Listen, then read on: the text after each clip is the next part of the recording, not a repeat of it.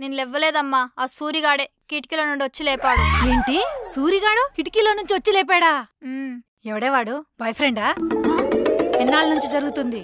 ఇంటి దాకా వచ్చి లేపుతున్నాడంటే మ్యాటర్ చాలా దూరం వచ్చింది. అమ్మా, సూర్యుడంటే ఫ్రెండో బాయ్ ఫ్రెండో కాదమ్మా, సూర్యుడమ్మా. నువ్వు కిటికీ బాగా తెరిచుంచావు కదా, డైరెక్ట్ గా బెడ్రూమ్ లోకి వచ్చి డిస్టర్బ్ చేశాడు. ఓ దట్టా. I think what. కూర్చో అమ్మా. అమ్మా, నాన్నేమన్నా ఏసీ కార్ కొంటున్నాడమ్మా? లేదే. ఎందుకు? మరి నేను బయటకి వెళ్ళాలి. చూసా వెంటనే బయట ఎలా ఉన్నాయో. ఇప్పుడు నేను కూరగాయల కోసం కాలు బయట పెట్టాను అనుకో, సగం కానీ శవంలో తిరిగి వస్తా. మరి ఇప్పుడు వంట చేయడానికి కూరగాయలు ఎలానే? ఇలాంటప్పుడే అమ్మా స్మార్ట్ గా ఆలోచించాలి. నీకు అన్ని తెలివితేటలు ఆడసొచ్చాయే. మా అమ్మేమో బట్టలు తీసుకురమ్మంది, చూద్దాం.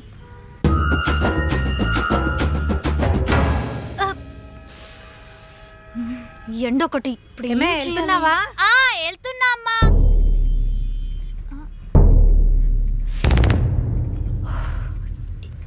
ఇంకా లాభం లేదు. 1 2 3 జై బాహుబలి.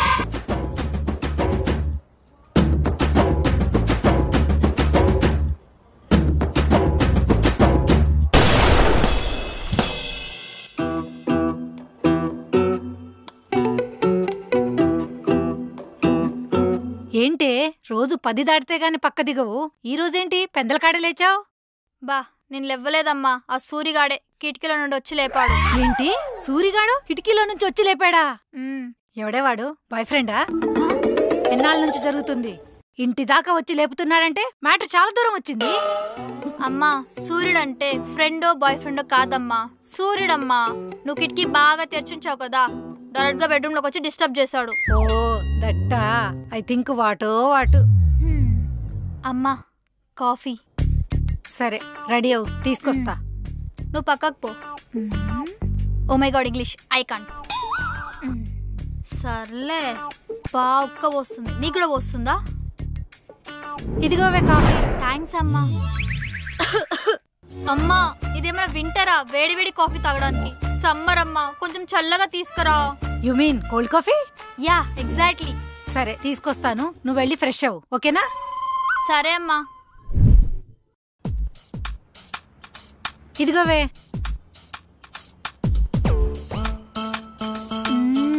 చాలా బాగుందమ్మా కోల్డ్ కాఫీ. ఎప్పుడు నేర్చుకున్నావు? నేనేం నేర్చుకోలేదే. ఇందాక నీకు ఇచ్చిందానే 10 నిమిషాలు ఫ్రిడ్జ్ లో పెట్టి మళ్ళీ నీకే తెచ్చిచ్చా.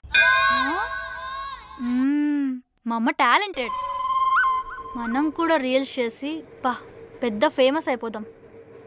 ఒసేయ్, మార్కెట్కి వెళ్ళి కూరగాయలు తీసుకొని రా. కూర్చో అమ్మా. అమ్మా, నాన్నేమన్నా ఏసీ కార్ కొంటున్నాడమ్మా? లేదే. ఎందుకు? మరి నేను బయటకి వెళ్ళాలి. చూసా వెంటనే బయట ఎలా ఉన్నాయో. ఇప్పుడు నేను కూరగాయల కోసం కాలు బయట పెట్టాను అనుకో, సగం కానీ శవంలో తిరిగి వస్తా. మరి ఇప్పుడు వంట చేయడానికి కూరగాయలు ఎలానే? ఇలాంటప్పుడే అమ్మా స్మార్ట్ గా ఆలోచించాలి. నీకు అన్ని తెలివితేటలు ఆడసొచ్చాయే. అమ్మా, నువ్వు నా గురించి చాలా తక్కువ అంచనా వేస్తున్నావు. నీ గురించి ఆలోచించడమే ఎక్కువ అని నా ఫీలింగ్. మళ్ళీ అందులో తక్కువ ఆలోచించడం అంట. అది కాదు. సొల్లాపి సొల్యూషన్ చెప్పు. అదే అమ్మా, ఇన్స్టా మార్ట్లో ఆర్డర్ పెట్టుకున్నాం అనుకో, 10 నిమిషాలు ఇంటికి వచ్చి మరీ ఇస్తారు. వెదర్ని బట్టి మనం వర్కింగ్ స్టైల్ మార్చాలి. చెప్పు, ఏం కావాలో ఆర్డర్ పెడతా. కేజీ టమాటోస్, కేజీ ఆనియన్, ఒక కొత్తిమీర కట్ట, ఒక కరివేపాకు కట్ట. ఓకే, ఆర్డర్ పెట్టేసా. నువ్వు రిలాక్స్ గా రీల్స్ చూస్తూ రెస్ట్ తీసుకో. 10 నిమిషాలు వచ్చి కాలింగ్ బెల్ కొడతాడు. 10 నిమిషాల్లో రాకపోవాలి, నీ సంగతి చూస్తా. వస్తాడులే ఏంటప్పుడు.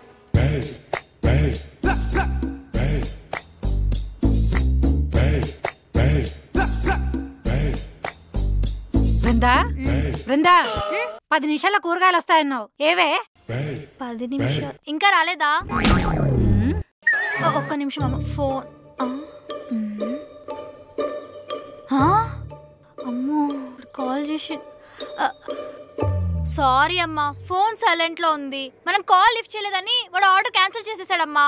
డిగ్రీ ఫెయిల్ అయిన నువ్వు స్మార్ట్ వర్క్ గురించి చెప్పినప్పుడే నాకు డౌట్ రావాల్సింది. తప్పు నీది కాదే, నాది. వంటేం చేయమంటావు? అమ్మా, నువ్వు కోపడకు, కంగారు అస్సలు పడకు. నువ్వు రీల్స్ చూస్తుండు. సారీ, ఇప్పటిదాకా రీల్సే చూసావు కదా. యూట్యూబ్ లో షార్ట్స్ చూస్తుండు. షార్ట్ గ్యాప్ లో వెళ్ళి తీసుకొస్తా. అమ్మో,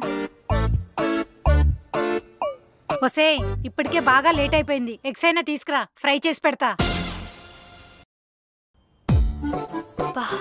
ఇగో అమ్మా నువ్వు అడిగిన ఎగ్స్. ఏంటి ఎగ్స్ తెమ్మంటే ఆమ్లెట్స్ తెచ్చావు? మా నేను తీసుకున్నప్పుడు ఎగ్సే అమ్మా, కానీ బయట ఎండలు 50 degrees ఉంది, దానికే ఆమ్లెట్లు అయిపోయాయి. అయితే ఇప్పుడు దీన్ని ఏం చేయాలి నేను? కొంచెం ఉప్పు కారం వేసి తీసుకురా, ఇద్దరం కలిసి తిందాం. ఏ పని సకంగా చేయవు కదా. పోమా. దీంతో చావుకొచ్చింది. ఎక్కడ పెట్టాను నేను?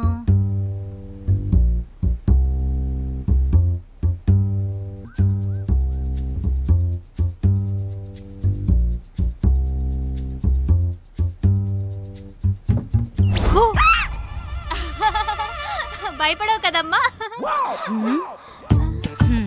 చెప్తా దీని సంగతి. అదేంటమ్మా అలా చూస్తున్నావు? గెసుడు చిల్లర పనులు చేసేదాన్ని, కానీ ఎప్పుడు పనిష్మెంట్ ఇవ్వలేదు. ఇంత చిన్నదానికి అమ్మ ఒడియాలు పెట్టిస్తుందా, అది కూడా ఎండలో. యో కొంచెం తగ్గి ఆ బ్రైట్నెస్, జనాలు చచ్చిపోతున్నారు ఇక్కడ. ఈ డొక్కేసి పని చేయట్లేదు, నాన్న అడిగి కొత్తేసి కొనిపించుకుంటా. ఒసేయ్ ఒడియాలు పెట్టమన్నా పెట్టావా? పెట్టానమ్మా. నమ్మొచ్చా? కావాలంటే ఈ కబోర్డ్ చెక్ చేసుకో. కబోర్డుకి వడియాలకి సంబంధం ఏంటే? ఆ కబోర్డ్ లో ఉన్న చీర మీదే కదా ఒడియాలు పెట్టింది. ఆ రెడ్ సారీ మీద పెట్టావా? ఆహా కాదమ్మా, ఆ రెడ్ సారీ పక్కన ఎల్లో సారీ ఉంది కదా, దాని మీద. దాని మీద వడియాలు పెట్టావా? ఆ అది కొత్త చీరే, ఒక్కసారి కూడా కట్టలేదు. అది కొత్త చీర, పాత చీర అనుకున్నానే. మీ నాన్న నిన్ననే నా బర్త్డేకి గిఫ్ట్ ఇచ్చాడే, ఓపెన్ కూడా చేయలేదా దాన్ని? అవునా? అమ్మ నాకు చిన్న పని ఉంది, ఇప్పుడు వెళ్ళొస్తాను. ఇది మారదు ఇంకా.